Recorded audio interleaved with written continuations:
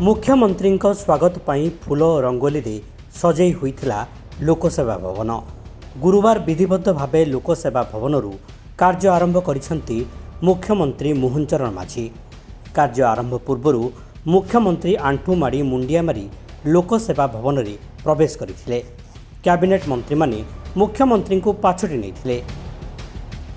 लोकसेवा भवन रे विधिबद्ध भावे कार्यभार संभाळिसेंती मुख्यमंत्री। ओडिया अस्मितार संरक्षण और प्रसार को गुरुत्व दियाजिबो बोली मुख्यमंत्री कहिसेंती। साहित्य कला संगीत ललित कला एकाडेमीर पुनर्गठन नहीं से कहिसेंती। सबुठु बड़ कथा है ओडिया भाषा रे सरकारी कार्य कराजिबो। एहा सह ओडिया भाषार प्रचार प्रसार पई एक कमिशन गठन कराजिबो।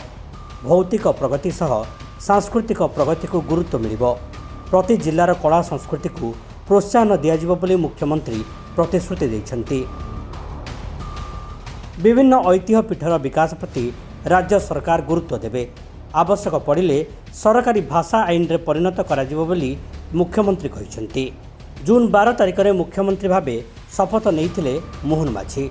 से लोकसेवा भवनर मुख्यमंत्री कार्यालय को आसी नथिले। राज्य अतिथि भवन रे अस्थायी कार्यालय खोली कार्य करुथिले। तृतीय महलारे मुख्यमंत्री प्रकोष्ठर नवीकरण करा जायथिला।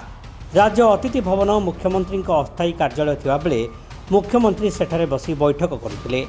तेबे गुरुवार ठारू लोकसेवा भवनर तृतीय महलारे थिबा कार्यालय बसी काम आरंभ करिसेंती मुख्यमंत्री।